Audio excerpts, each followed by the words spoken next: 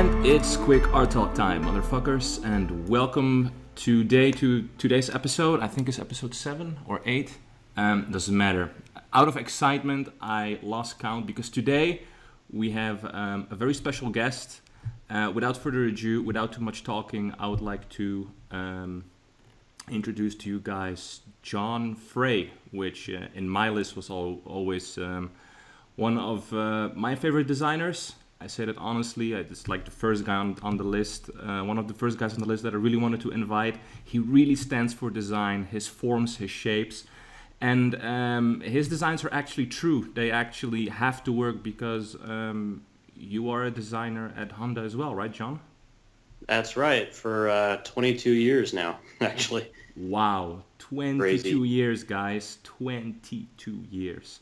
So, first of all, thank you so much for being on the show. I Sure. mean, off record, I also, told you that, but, since we're recording, I want people to know that we really do, and I guess the small audience that we have here really do appreciate your time on this beautiful Sunday. Is it beautiful, by the way, there in LA today? Oh, yeah. It's going to be warmer next week, but Right. this week it's pretty good. Nice. Yeah, spring is coming. Yeah, I'm always so fucking jealous of you guys. Always like the nice weather and like the palm trees waving in the blue sky. Beautiful. Orange trees. Yeah. Orange trees. Wow. All right. Yeah. Yeah. All right, John. You can, I guess, the cliche stuff. I guess the first cliche question is like, tell us maybe a little bit about yourself and, who you are for people that, don't know your work. Because I think any aspiring concept artist or, any of our students should know people like you. So, a brief introduction would be nice, I guess. Okay. I don't know how brief you want me to make this. I've done my biography a few times, but, I grew up in the 1970s when Star Wars hit. Oh. That's how I got into industrial design, because I got those sketchbooks, and you make that connection of somebody had to come up with this idea, Yeah. and they created something real out of it. But at the time, I didn't think that was, I thought Star Wars would be done by the time I was old enough. So I started looking at, how else can you do this style of sketching as a career? And then I saw automotive design. Yeah. Focus. So, like I said, I've been at Honda for 22 years now. Went there right out of school from Art Center in. So it is your first job as well. Sorry to interrupt. But it was like, Yeah, technically. I mean, when I came out of school, before I got hired right away, there's a few months where I was doing some odd stuff. I worked for Activision for a video game project. nice. And I also had an internship at Boeing while I was at school doing airplane interiors and skid steer loader stuff. So it was kind of nice to work in a design studio while I was in school, just to see what it looked like and see what the job kind of was like. But Honda was the place that I wanted to be. I wanted to stay out on the West Coast. Yeah. Avoid going to Detroit. Detroit definitely has its charms and history, but I grew up on the West Coast, so I wanted to stay here. So Nice. um, And over the why years- are you mentioning Detroit? Was there the auto industry in? I guess. Yeah. Yeah. Right. so basically, there's two kind of areas of geographic studio location, and the California studios, if I can segue, were set up first by Toyota because they wanted the California car culture. So all pretty much all the trends in car culture started in Los Angeles area, low riding and hot rodding and and aesthetic trends. Yeah.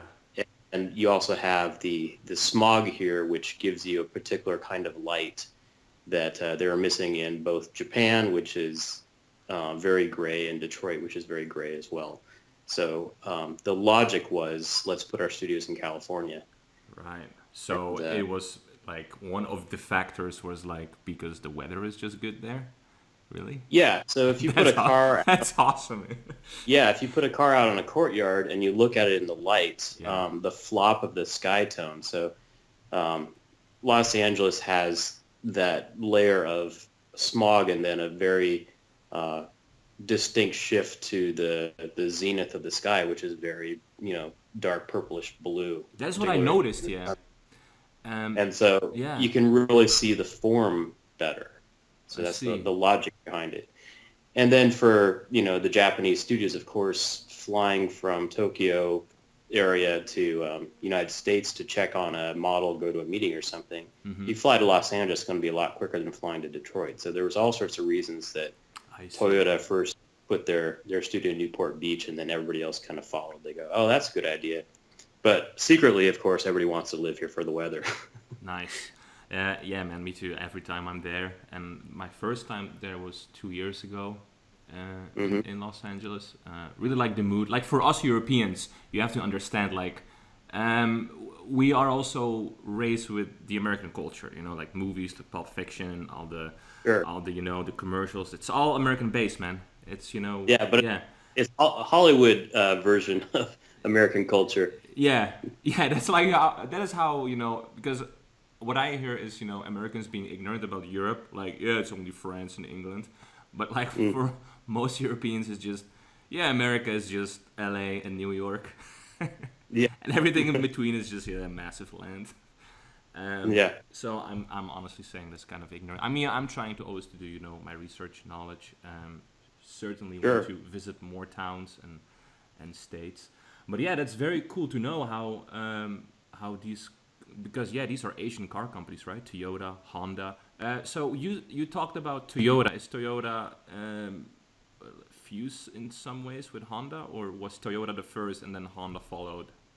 Or Toyota was the first studio here, and I think basically Honda sold motorcycles in the United States before they sold cars here, so they had offices in the Los Angeles area for distribution and sales purposes only. Right. And the car studios came in the 1970s.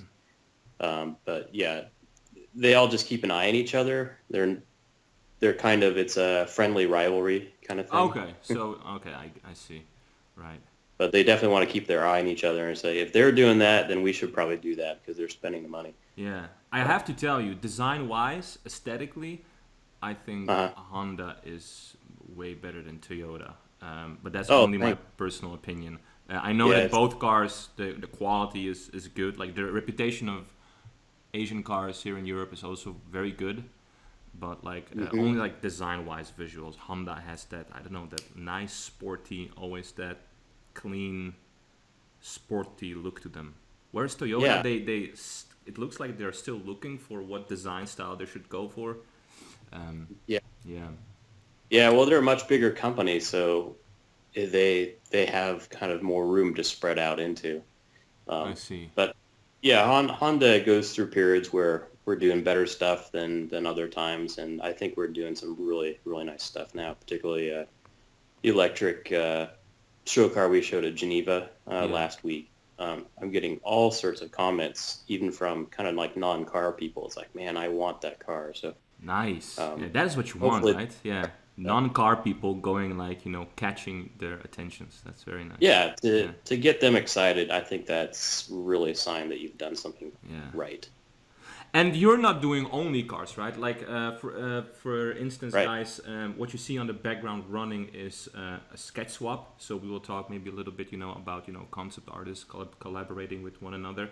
So what you're seeing on the background is not my design. I'm only rendering it, and I just wanted to show it off during this quick art talk. And John was kind enough to join me here. So,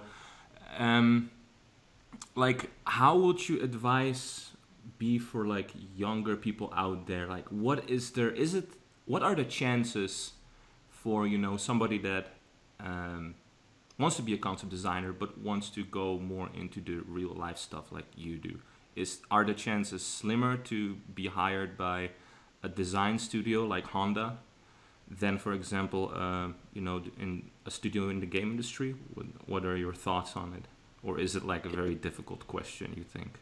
Yeah, it depends on the kind of the degree you come out with. I think video game studios generally will look at your portfolio of work and not care so much about the degree that goes with it. I see. But you have to understand the industrial design field, again, pretty much everything that you see on social media is going to be the hot sketches. Yeah. But the stuff that you don't see behind the scenes that we spend most of our time on is making things feasible, working with engineers, doing a lot of thumbnail drawings of cross sections, how you have to change the surface to avoid some what we call like a bogey, some package point, either for safety or structural rigidity or for cost. Yeah. And so with that industrial design degree comes a lot of that knowledge that you don't see in a portfolio of sketches. I see. All right. So there you go. The degree still actually really matters for those design studios. Okay. Right. On the other hand, I think at least how it is out here, a lot of concept designers come out of industrial design programs. So it's kind of easier to go that way, where you learn industrial design, you learn form language, form development, basic package engineering, that sort of thing. And then you start to get into sketching kind of wilder concepts on top of that. So in the older days, before there was concept design degree programs, and it was kind of a newish field, particularly before video games got so sophisticated. Concept designers mainly worked in the movie industry. Yeah. So it wasn't that many jobs out there. And, with the Marvel series and, Star Wars becoming this giant franchise with opportunities in video games and movies, there's just more job opportunities out there. But, back in the day, a lot of guys came out of the auto styling program. I see, so, It's quite interesting to know, Eric Belker, Nick Pugh, James Klein, they're all auto styling major guys at Art Center. Yes. And they, your work also like really reminds me, like you guys have really like that clean automotive design style, and Scott Robertson has that too. Big fan of his work as well. I think the difference is that from what I've seen, we're less painterly probably. He's way more, I guess. From him I see way more sketches, where with you I guess I see way more renders from what I have seen. My sketches tend to be, I spend probably 90% of my time doing really, really messy thumbnails where I'm just figuring out mass and gesture and feeling. Yes. And they're not pretty at all, but I can just kind of squint at them and see what it's going to look like as the final design. I see. Because if you get into, doing all your preliminary work as these super well-constructed, perfect little drawings, you're not going to be able to put out a lot of ideas. So being able to do a shorthand for concept design, cranking these things out by the hundreds. By the hundreds. What numbers are is it like hundreds a week, hundreds a day, hundreds a week, I guess, hundreds a month? Yeah, probably hundreds a month. Yeah. And I'm talking about little 2-inch sketches that I'll sketch on the edges of papers when I'm in meetings, or when I come home, I go through the mail and I stand in my kitchen at the counter. I go through the mail and I flip over envelopes and I'll doodle on them. Wow. And I just have tons and tons of these. Man, so you really do have so I guess what we can learn from this is that the passion in it is super important. You're working there for 22 years. I guess most people listening to this are not even that old.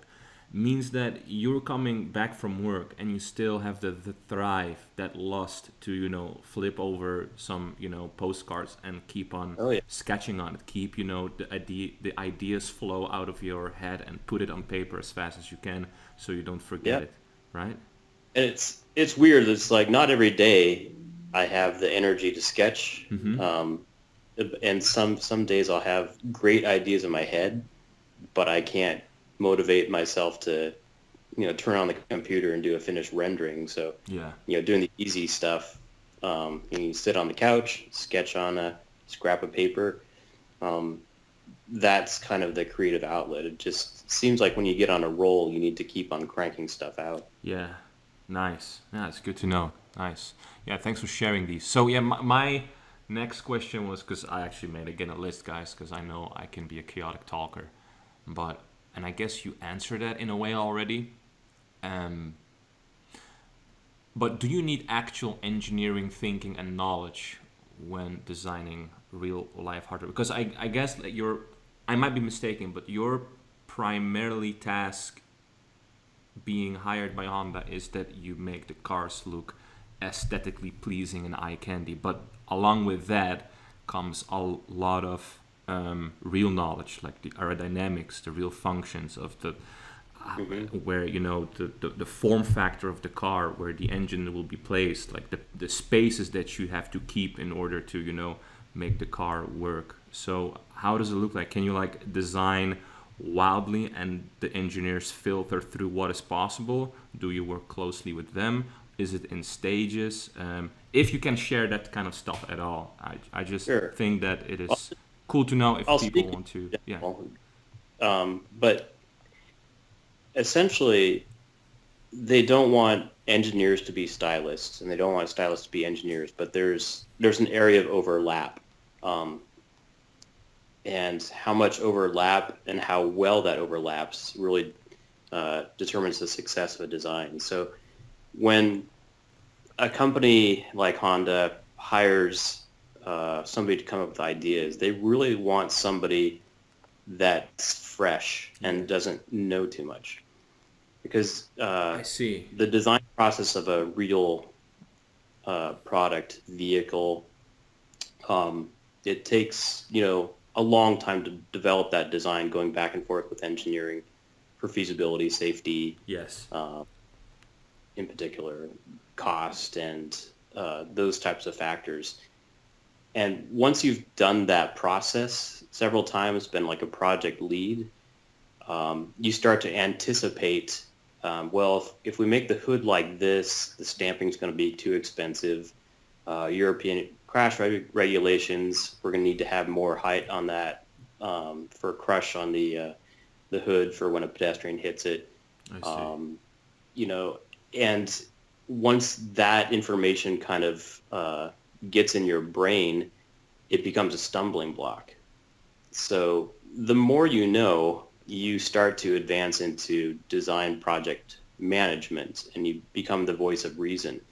But the most invaluable kind of idea peoples are the ones that are a little bit green behind the ears, come out of school, and they don't know those limitations. And when kind of a younger, newer designer sketches something, it becomes a challenge for the design managers and the engineers to try to make it work. And if you anticipate some of that stuff too much, you say, oh, we'll never even propose that, then you'll never kind of rise up to the challenge. So it's really important to have some naivete, some kind of, I don't know, it's more optimism. I get, that's a very very good point. Yeah, so you're not being limited, so that your creativity is not being blocked by all that, but by all those engineering technical aspects, right?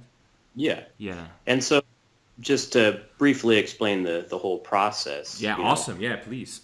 Designing a car, it does take years to develop, and nobody sees that because it's done behind closed doors. It does, yeah.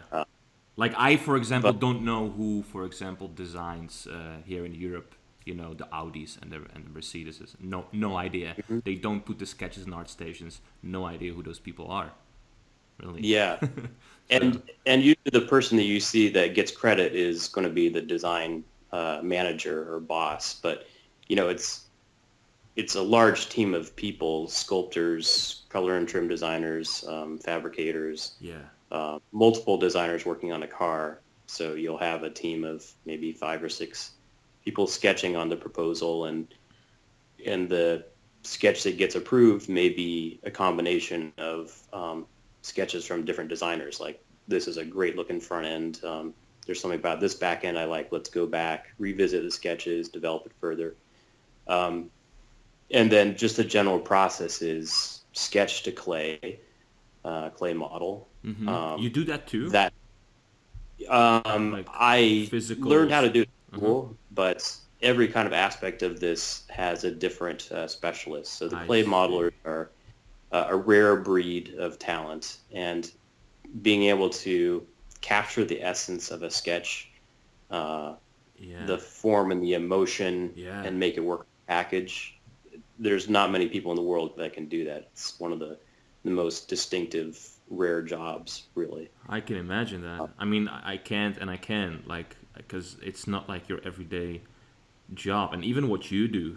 Mm-hmm. Yeah, and that leads me like to, I guess the next question that I thought that I would forget, but it's like in my mind because even I have to kind of sometimes deal with it.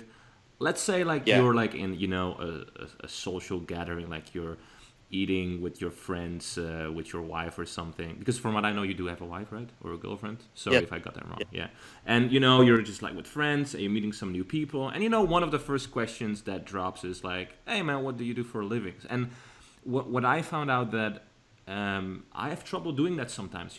I really Right. I used to say always I'm a concept artist, and then it's always cool that people are interested and they ask, and then you have to kind of explain it. Like how, because it's not like almost your everyday job, right? When you say, "Oh, I'm a dentist," or "I'm a plumber," Yeah. then people And just know, "Okay, cool," done. sure.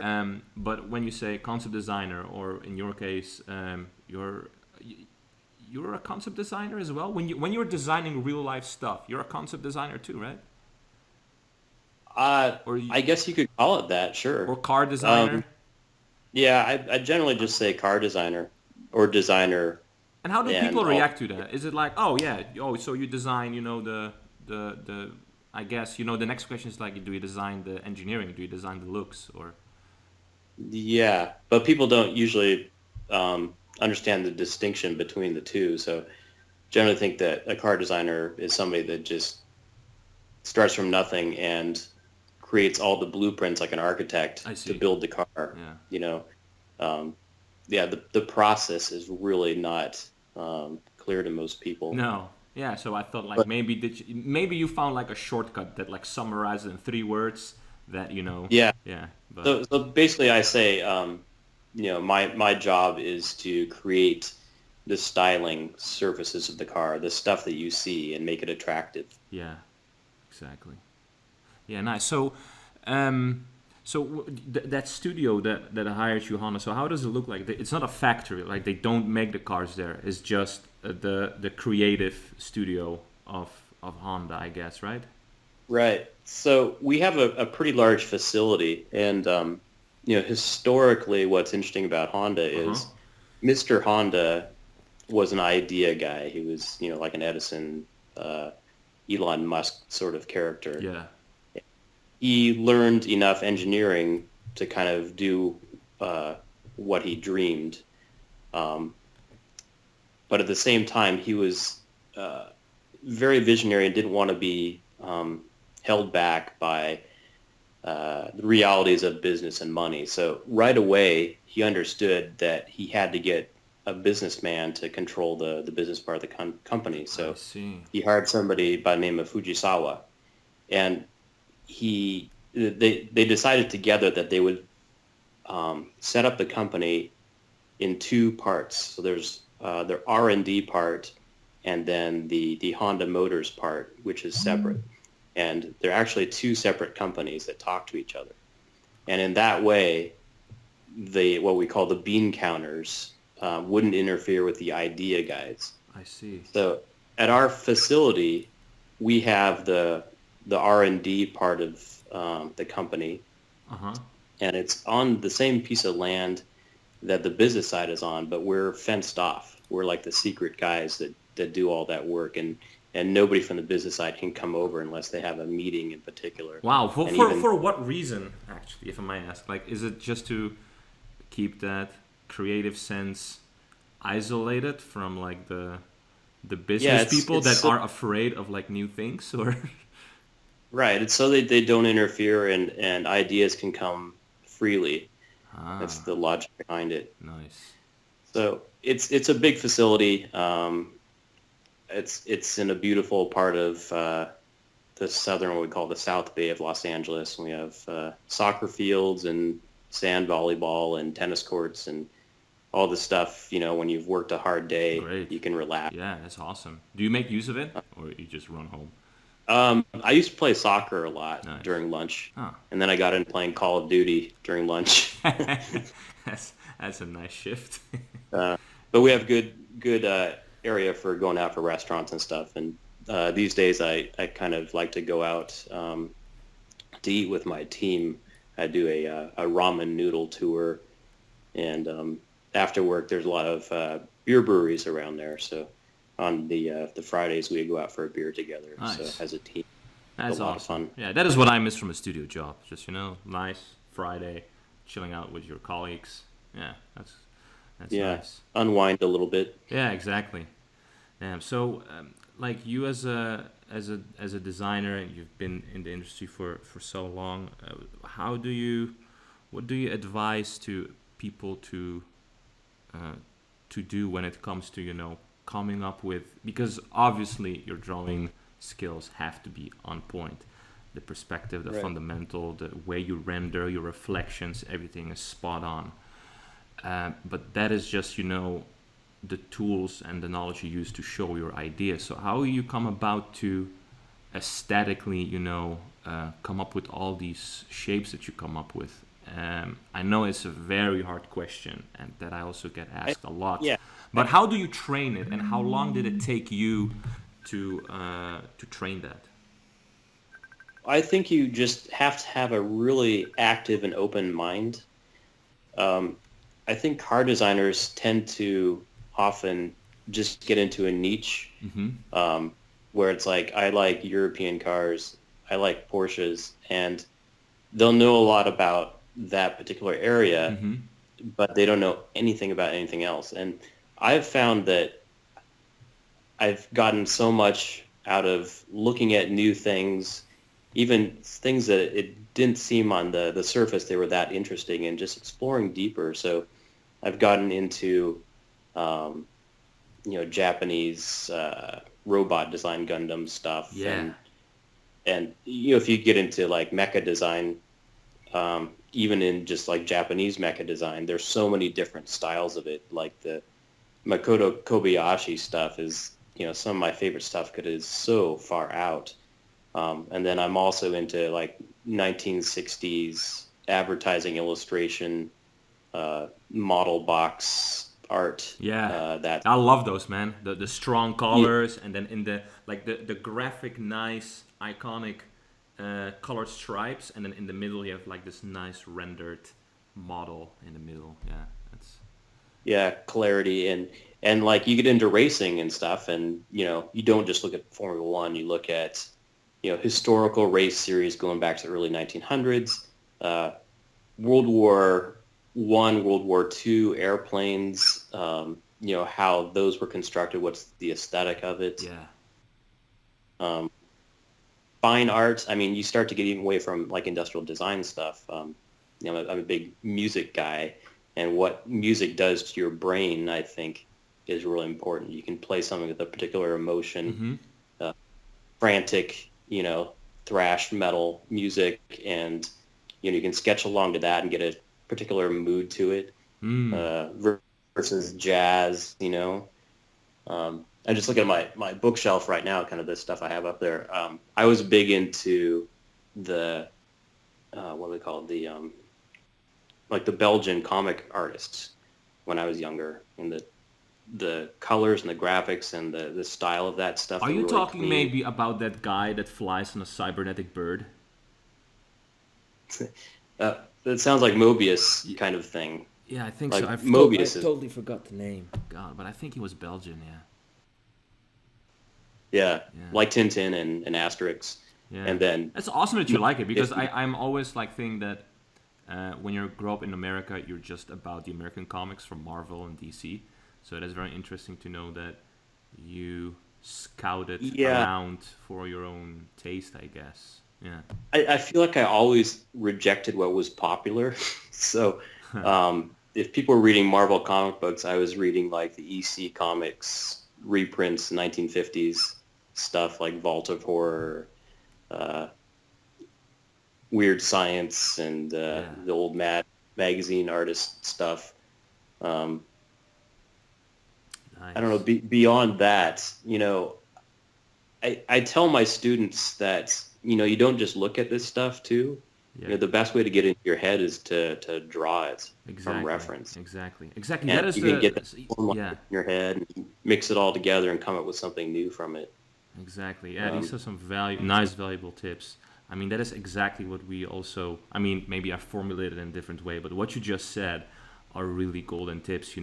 When you are even specializing in one thing, widen up your horizon because the yeah, things that are built in real world, they also take inspiration from other aspects and other themes around you. Like a European car is influenced by something else than the American muscle cars. And it's just when you only when you always walk like a horse with the side blockers that they have on, oh, then you right. just go forward and you just specialize in one thing. And I'm not like bashing people that specialize in one thing, but with you, when you are a car designer, let's say, but I also see you doing designs in like in a lot of themes and styles, I guess, and you draw that out and you sketch even after work, man, that like opens up the creativity so much that then you can, I guess, implement new shapes and new inspirations from those different themes that you studied and implement it into Yep. your niche specialty, I guess, right? Did I put it? Yeah. Yeah. I think the more broad your area of interest is, the less likely you're going to burn out. I think people that put all their eggs in one basket, at a certain point, they're like, man, I feel like I've done every car sketch I can do. Yeah. And they start repeating themselves and they just hit a wall. Um, but like I was into like wristwatch design for a while and really got into the history Nice. of like modern wristwatch design. And um, there's a whole aspect of graphic design that's so important to combine once you have a shape. What colors and patterns wrap over a form. It makes a huge difference. If Yeah.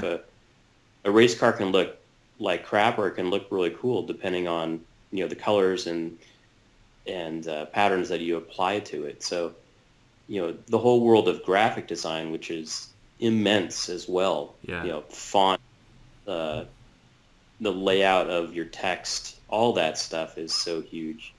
Um, that's a whole nother world you can kind of start to poke around in. Yeah, Um, exactly. Like the color distribution across the same design can really affect, like you said, the mood and the feeling. Because, as much as I want to implement, logical aspects in design, it is as well so much about emotion. Like a black Lamborghini will look totally more evil and aggressive than a yeah, yellow Lamborghini with red stripes. That's one of the yeah, examples that I always give. Like a yellow Lamborghini with red stripes will look for me more fast and sporty and entertaining, whereas the black Lamborghini will be more about the aggressive, sharp shapes that it has in its form factor, I guess. and that's just a function of how our brain works. Is the first thing we see is color before we see the subtlety of form. So Oh, um, really? Wow. yeah, I thought like, there's yeah, some sort of study where they're looking at how animals spot things, like look for danger in a thicket of woods or bushes or something, and first they look for movement, and then it's going to be color, and then beyond that it's going to be the overall form of the shape. nice. um, Yeah, and that's why it's important also for students to never get hung up on the detail, because you can make really cool details on something, but that's the last thing that people look at. It's all about the shape and the overall feeling of it. right. We get into color later usually, after we do the form design. It's a little bit backwards. But in general, when I sketch, I have the colors in my mind before I even start to develop the form. I see. So when I look at my little black and white ballpoint thumbnails, I already know what it's going to look like In a color, right? color-wise, and I Yeah. can mentally combine it together. Nice. So on the sketch swap that we did, that I am rendering Yeah. right now, what color? Because I made like plain red, and maybe that was, I guess I don't know what kind of vehicle it would be. Would it be? Because first I thought maybe it's like a firefighter Oh, interesting. ship. Like that's because of that wide cannon on front, which looks like a water cannon. I don't know, and then it has some weather antennas. I don't know. So I made it like just plain red. How would you make it if you were about to render that design on your own and not sketch swapping it with me? Yeah. Well, the kind of the form of it, I was mixing a lot of different things in my brain when I was drawing it, and those attack helicopters with the stacked cockpits. Yeah, I wanted that was a tall proportion.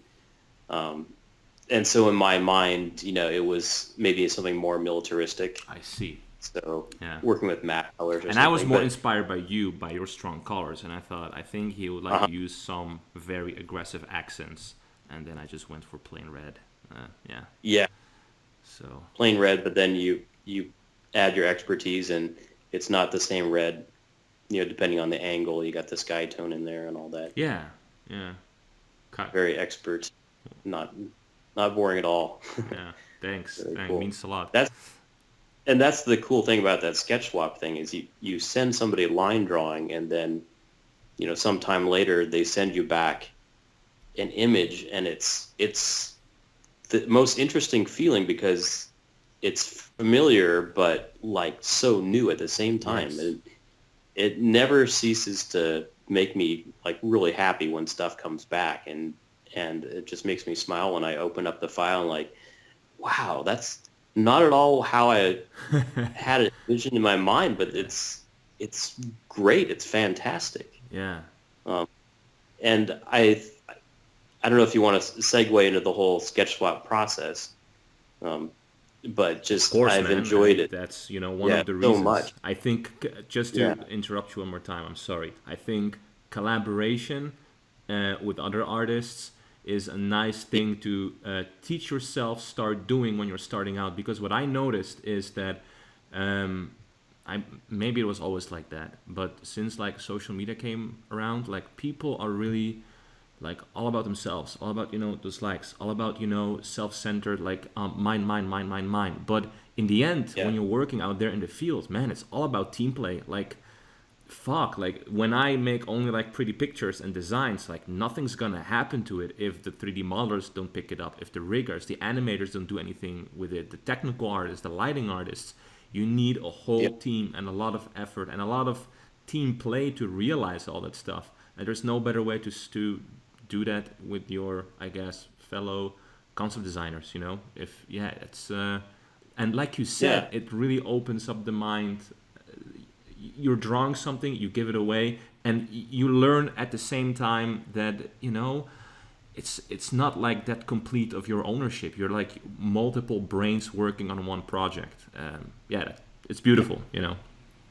Yeah, that's why, like, I don't know how universal this is, but when I was going to school, the sketching classes, it wasn't called sketching, it was called VisCom, which is visual communication. I see. And that's what's important. You're not drawing for yourself. You're drawing The to audience, right?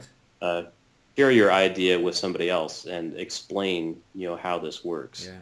So if you're not able to visually communicate, you're just making art. Yeah. It just looks like something you put on your wall and you're done with it. It doesn't go any further. But it's all about sharing. Exactly. And you're designing for a customer. It's empathy, design empathy. So you're thinking directly about the team to communicate with them. You want to make your art director happy. You want to make the producer happy. And then beyond that, the most important person is the person that's going to be buying the video game, buying the car, watching the movie, Yes. and you want them to be happy. Exactly. And then in the side thing, there's the whole merchandising thing. So I've been involved with some projects for Hasbro, tying into movie stuff, and you're thinking about the consumer end of things. So you're thinking about the mom buying the toy. Yeah. You're thinking about the kid playing with the toy. You have to appeal to the parent, and then also, the play value of something. Of like, you even think about it when you're designing Hondas, like, because they do make toys Oh, out yeah. of it, right? The cars and the. Yeah, well, not toys for the cars so much, but the most important thing before you start sketching a car is to have a very solid and complete vision of the customer. So we do tons and tons of market research of the existing customer. We have information from what we call the rejectors, the people that didn't want to buy your car last time and why they chose to go with another brand. I see. And all that information is in the back of your mind, along with all the aesthetic stuff. So Yeah. color trends that have been forecasted, the upcoming political kind of landscape as well. Huh. The cost of steel, cost of aluminum in the future. Trade information. What's the economy going to be like? Are people going to be buying giant trucks because gas is cheap, or are they going to be going back down to little tiny hatchbacks or electric cars again? I see. That really makes a difference, because you can make a family SUV as big as possible because people want the space to put things in there, or you can make it more narrow because you want a smaller frontal area to focus on getting your fuel numbers really low, because that may be the selling point for somebody. It is So a in buyer- Europe, man. Believe me. Yeah. Fuel Yeah. is so expensive here. You have no idea. And on top of that, you're being taxed, road tax. So, for example, in Holland, not only the fuel Yeah. price is like €2.60 per liter, where you guys, I guess, pay like what, $4.50 per gallon.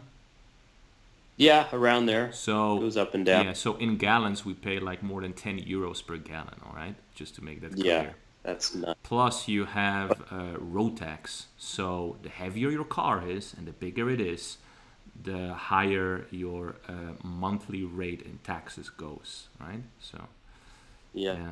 yeah. And that'll probably just continue to get higher and higher. Yes. Well, Yeah. I can tell you, as much as I love cars, I really like well-designed public transport. I love the train system in Japan. Train system in Paris is fantastic. All these cities I've gone to, I love to take the train. Boston, Vancouver, San Francisco, all these cities that have a great train system. I have a train down the hill from me. It's like 25-minute walk from my house, and I can take it to downtown Los Angeles, or I can take it to downtown Pasadena. It's just really nice that it's there. Yeah. You get in, you get out, and you don't worry about parking. You don't worry about that's a plus side. I have to be honest. I never owned a car, man. Like every time I'm like, oh, Yeah. should I buy one? Like maybe now I really should, but no, I still don't. Yeah, it's not so I always lived usual. in a city where everything was walking distance. The prices for parking in a city like- would be ridiculous, and I'd rather spend that money for something else. And in the end, I don't want to sound a hippie, but yeah, I care about the environment.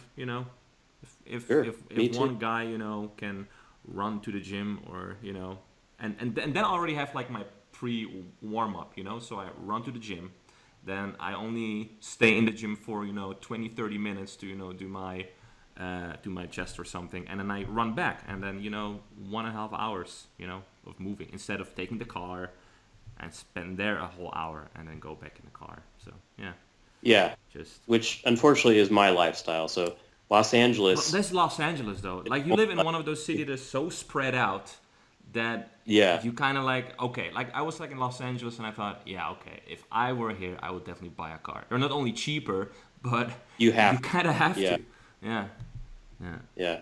There's I work in the South Bay, which is 22 miles from my house, and my drive home is longer than my drive to work. My drive home is usually about an hour and 15 minutes.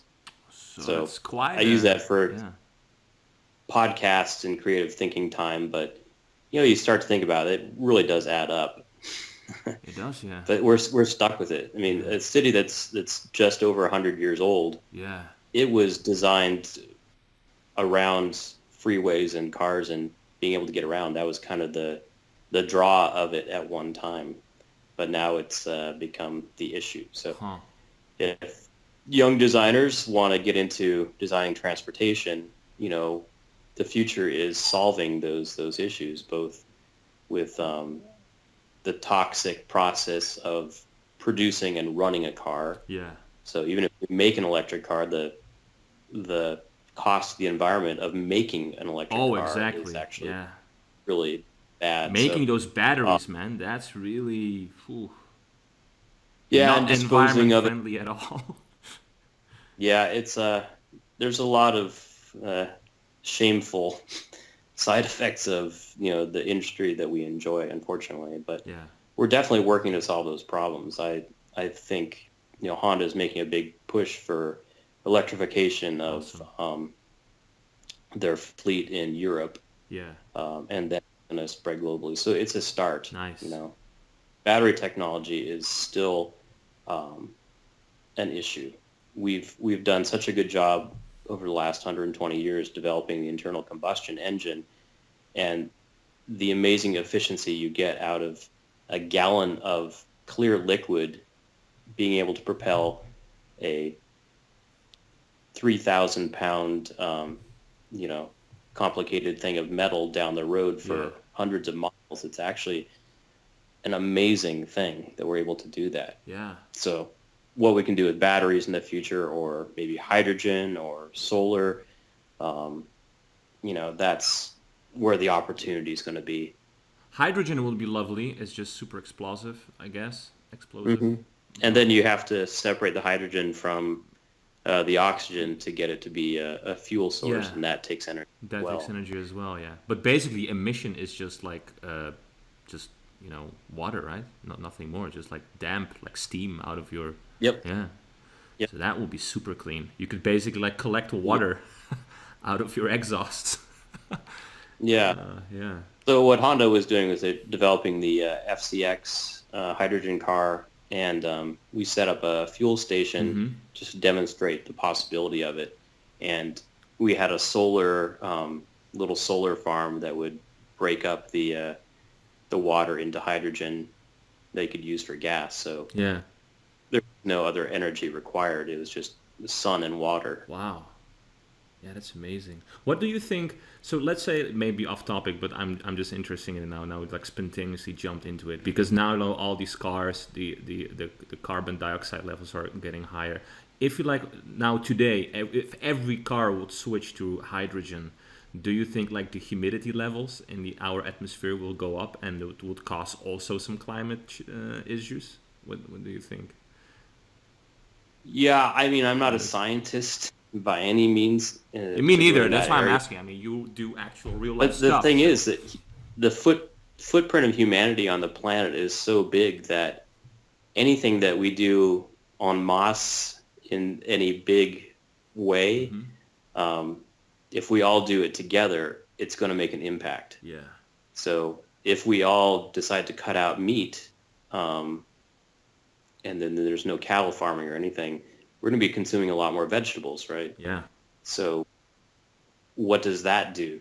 Is that going to be a good thing or a bad thing? More farm fields, I guess. And that also fertilizing and cutting down forests to make more fields for plants. Who knows? So everything has to be done with care and foresight. I think balance is important in the end. Yeah. Yeah. Yeah. I mean, I don't want to like go into another topic, but overall, I think meat consumption should be lower overall. Yeah, that's for sure. Yeah, definitely.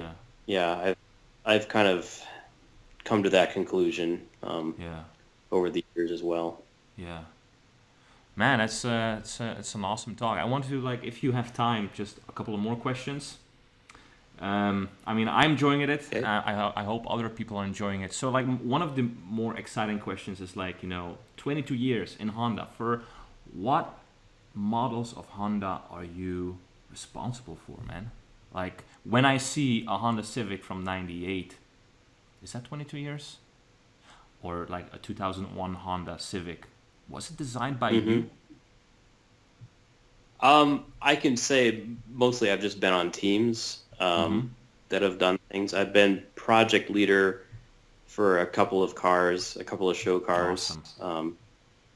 The last Acura CL, I was project lead for that. So I just did some minor stuff on those. Mostly collaborative kind of team effort. So I again, can't say teamwork there's is more. That's the most important factor, right? yeah, and there's little bits that I can kind of claim, and I have patents on some things, and Wikipedia erroneously says that I was the designer of the Honda Element. Oh, nice. I don't know where that came Man, from, if but you are on a Wikipedia page, then you're a successful man. Done. All right. yeah, Awesome. I did an Element show car. I was the designer for Uh that, huh. called the Studio E, and I think that's where they got their information screwed up Ah. on that. Oh, so it's just information screw up. Okay. Huh. Yeah. Right. And yeah, so I totally like did not go into that, but you are teaching as well. You are an instructor as well, right? Yeah.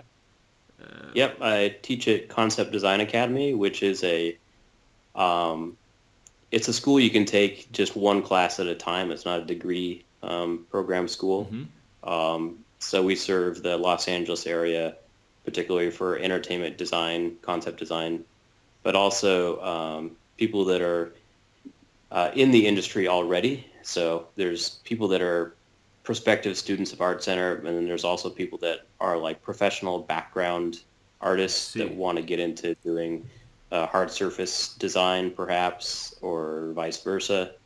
Um, and they have fantastic figure drawing fundamental Mm-hmm. classes. Kevin Chen is a school owner, is also an instructor there. Nice. Kirk Shinmoto, super good figure drawing stuff. And then background perspective classes, dynamic sketching. Peter Hahn Yeah. teaches Yeah. Lovely. Yeah. that Good quality class. constructors, Always man. felt that. Yeah. Yeah, so there's great people there, and this term I'm co-teaching my class, which is vehicle design, the mech Mm-hmm. class, with Darren Quach. Yeah. Yeah. I love Uh, his designs, man. Jesus. yeah, Yeah. DQ sketches Instagram. Yeah. So he does fantastic brush pen stuff. Yeah. Uh, his sketchbooks are unreal. So It's amazing. Yeah. If you um, guys didn't check it out, it's just Google him or Instagram him. From what I know, Darren Quach, Darren Quach, right? yep, Yeah. Uh, I think it's his DQ sketches. yeah. Okay. So he's on his Instagram. It's DQ Sketches. Yeah, Right. I think all one word. So yeah, so I'm teaching the first 5 weeks, go through history of car design in one night, Awesome. which is awesome. It's one of Yeah. my favorite lectures. And to see how the form language and details and logic of car Developed design over the years. uh, Right?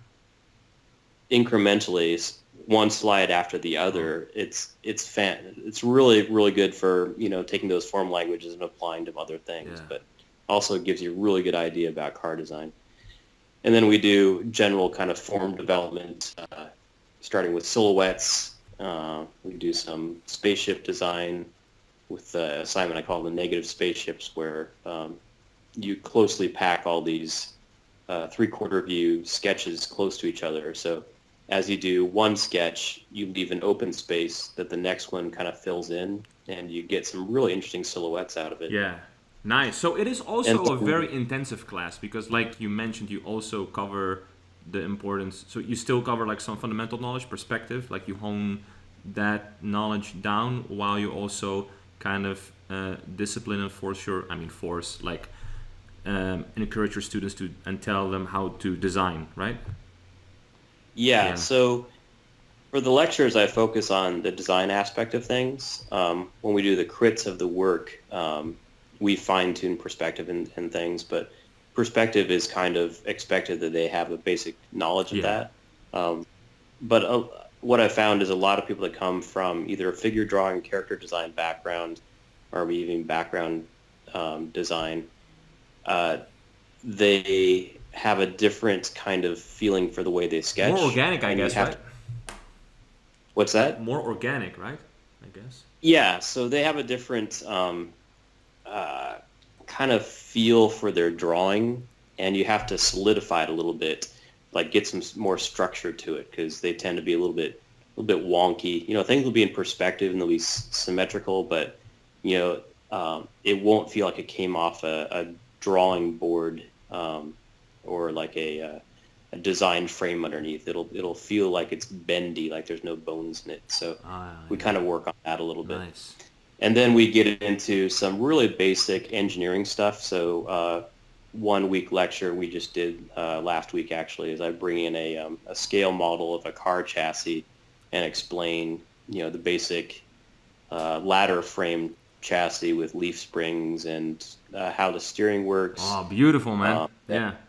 I have a separate engine that I show the different drivetrain layouts. So if you have a passenger car, front-wheel drive passenger car, where the motor sits, how the wheels are driven versus sports cars versus race cars, how it all changes, and how that affects the mass too, where you put the engine box when you design a car. Yeah. Wow. Yeah, all valuable knowledge, and the more you know about the real world, guys, the better you're able to play with creativity and come up with believable, rich designs for the automotive industry, like John does, for the entertainment industry. That is some awesome stuff to hear from you, John, and to have that confirmed from a very, very experienced designer and instructor, I guess. I mean, I'm not as long as you're in the field, but yeah, it's good to hear that, I guess, my methodology of thinking aligns, I guess, with yours. Like, that's very, very nice, strong points. And I'm learning here on the spot as well, like the other things that you mentioned as well. Because I, to be honest, did not think about, the layout and how it would impact the weight of, a car where the engine, but of course it does, like it is very important to, But you also need to be able to set yourself free creatively, and that's what I'm trying to do with a lot of this concept design stuff that I'm doing on the side. I do a lot of stuff that I can't talk about, can't show, but these types of projects like the Sprühmeister box art stuff, I call it alternate reality. So anything that people start to technically challenge, like why does it have skinny front wheels and fat front wheels? You would be understeering. The handling would be terrible. And for that series, I mixed up all my favorite genres into one thing. So all these autonomous cars, the skinny front wheels and the fat slicks in the back is a reference to like T-bucket hot rods. It's a California hot rod thing, which you never see mixed with European Formula One cars. So, to do something that outrageous, people that are F1 people, they don't understand it. People that are hot rod people, they don't understand the history of F1. Yeah. So you're mixing those cultures and you're being a trendsetter there, actually, man. Yeah, polar opposites. Yeah. And to me, it's just something that's new and cool. Yeah. But at the same time, I call it alternate reality, so people don't get hung up on the historical accuracy or the engineering possibilities behind it. And I just kind of make up my own story as I go along, just kind of universe world building, which the concept designers are more familiar with that. Exactly, I love that, man. That's why I guess maybe that is the exact reason why your work, I guess, maybe stands out from regular car designers. Again, I'm not shitting on car designers or but like I guess because you're touching that concept field, you're also more visible to concept artists in that way. Awesome. Yeah I can tell that I kind of do the same, where I'm not, I mean, I love science fiction stuff, but I like being like limited by, for example, the technology from the Second World War, and that's why I came up. Because you're doing kind of the same thing with the 1952, where 1952 series, which I think is brilliant too, because once you make that world and the story, you can spend a lot of time just creating things to go into it. You're making this giant empty box, and then you start to populate it with all these designs, Yeah. and the story starts to build itself. And I think that's really cool. Yeah, and, I and, love and that like you series. said, I also really think I'm also always totally think about, okay, like what would the Russians do if they had access to like Walker technology, but they still wanted to mass produce it Right. to keep it in line with their ideology. How will the Germans tackle it? Because they like over engineer their Tiger tanks. So like their mechs, they have to be even look more crazy looking with a lot of joints that like so it can have some precision walking, and it can like maybe shoot while walking. So it has all these absorbers and all these Right. joints, while the Russians have like everything more crudely built to promote or to show off that they can produce it in large numbers. And yeah, again, like Right. mixing those like my creative freedom, but still really designing everything with that grounded Yeah. World War II style. Yeah. Right. So you have a logic for each side, each country, Yeah. and you're not just making a cool looking vehicle and putting a insignia on it and saying, okay, this is Poland or this is Russia or whatever. So there's a logic that follows it, and I'm that's really really trying. what Yeah. being a designer. Yeah. And that is so beautiful, man. It just thinking about it wants me to go back into the sketches again, and I do Yeah. every time I have the time. Yeah. Yeah. Well, I do the same thing where I get on a kind of a thing where I'm like doing race cars for a while, and then I'll switch up and start doing like army trucks for a Yeah. while, and start sketching airplanes. And I feel that it's really good just to bounce back and forth between a whole bunch of different areas of design. Totally agree. Just Yeah. keeps you Yeah. fresh. Nice. Wow, John. I have the feeling that we could, talk and talk. We have been now an hour. I guess you want to, spend the rest of your Sunday, just chilling out on the couch, maybe with some sketches Yeah, again. I watched MotoGP first race of the season. Oh, what is that? It's I don't know the series. MotoGP, motorcycle racing. Oh, wow. The season started today, Oh, so nice. All right. Yeah, I I'm definitely want you to make it on time. super excited about Yeah. that. Awesome, guys. So, yeah, what can we learn from this, guys? You heard it. John A. Frey, a Honda designer and instructor at, Design Center. Sorry, what's the name of the school? Because Concept Design Academy. Concept Design Academy. He's teaching mech design, spaceship design, mechanical design together with Darren Kwok. So it's an amazing team up. Other than that, yeah, passion is very important. Like that's what I can, draft from that. I often get questions like, I don't know what to draw, but I want to be a concept designer. Well, find, you have to be passionate about the world, the world around you. Just like John said, even though he loved cars, he really widens his horizon, touches different fields to be versatile. So he doesn't only burns out on cars, and then later on he only benefits from that because he takes those aspects from other teams and implements it. He fuses and injects those new forms into his fresh looking designs. I guess. Is there any final tip you would, or like a closing statement, John, to make it even more epic? I would just say if you don't enjoy what you're doing right now, let's just change it up somehow. Yeah. Figure out what really draws you, what gives you happiness and passion. Yeah. The happiest times of my life are just when I'm sketching and blasting my music, and I'm at home and my wife's cooking some dinner, and it's such a fantastic career, and you'll find your niche in there. Yeah. Don't do what everybody else is doing. Try to kind of make your own look to things. Like Exactly. I think, Mikhail, your sketch style is very distinctive. You've really made your own look out of it. Thank you very much, I can John. see That's, how if they're going to do some sort of movie or something, they say, we want that Mikhail Kus look. wow. Well, that means a lot, man. So thank you. Go for I have like you or red something. cheeks going on and stuff. Thank you so much, man. Yeah. Yeah. But I've heard of like my friend that works at Blizzard. He said, oh, yeah, like somebody in the design studio's got like one of your pictures as a background, a screensaver or something.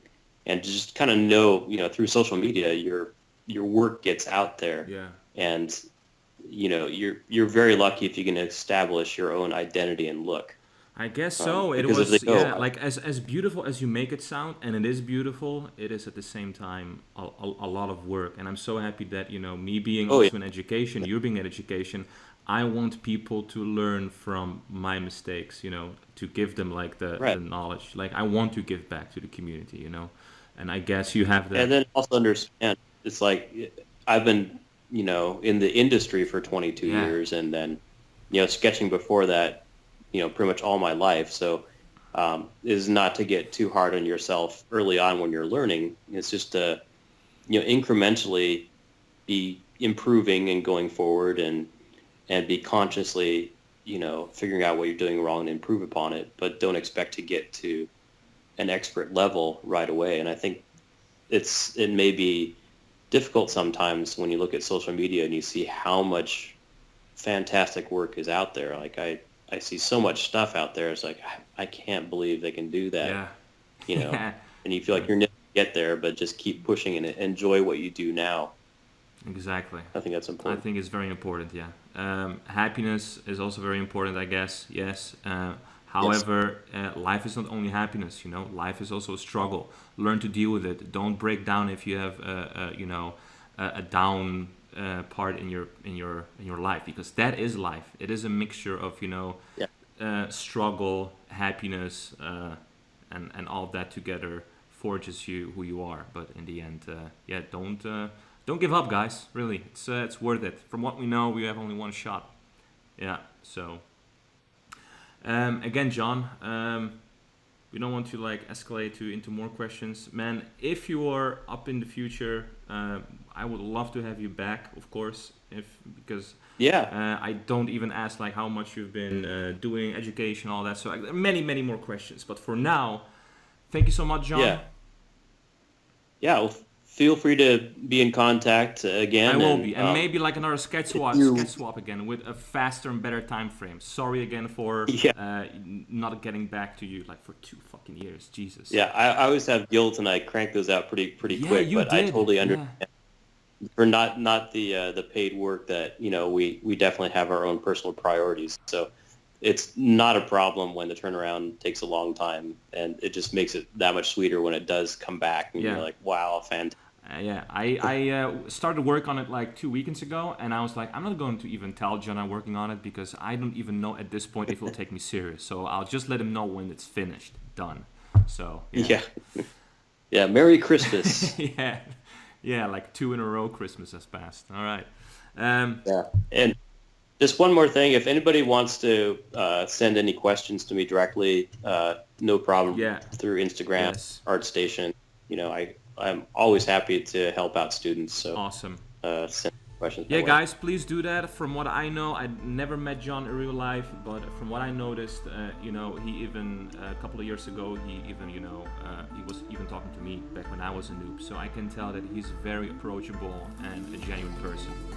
I'm trying to be that as well. So again, if there are questions, please let us know here in the comments, or also like DM me, whatever. Also, if there are questions about the school, I guess there is a link for that in the info of that as well. So, yeah. Anyway, John, thanks much again for showing up. It's been more than an hour now. Yeah, thank you. Go watch your stuff. Have a nice Sunday. Yeah. And to the people watching, thanks for watching, and I hope you enjoy it. Talk to you later. Thank Awesome, you. Thanks.